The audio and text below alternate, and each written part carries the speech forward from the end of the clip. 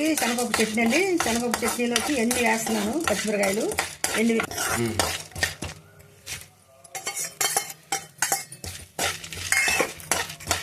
పప్పులోకి ఎండుమిరకాయలండి, పచ్చిమిరకాయలు, ఎల్లుల్లిపాయలు వేసాను. చాలా బాగా వస్తుంది చట్నీ. కరివేపాకు. రోజు పల్లీల చట్నీ చేసుకునే వాళ్ళమండి. ఇందుకే వెరైటీగా శనగపప్పు చట్నీ చేస్తున్నాను.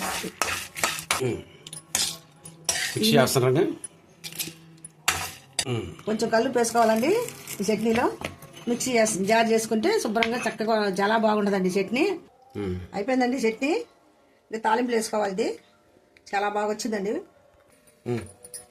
పోపు వేస్తున్నానండి. చట్నీలో పోపు వేస్తున్నా.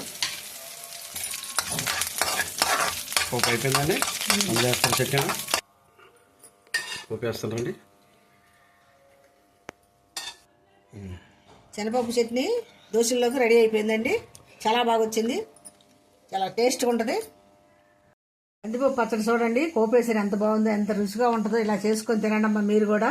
చాలా బాగుంటుంది, చాలా రుచిగా ఉంటుంది కందిపప్పు పచ్చడి. రోటీ పచ్చడి, రోట్లో దంచాని పచ్చడి. చాలా బాగా వచ్చింది. లైక్ చేయండి, షేర్ చేయండి, సబ్స్క్రైబ్ చేయండి నా ఛానల్. వీడియోలోకి వెళ్ళిపోదాం.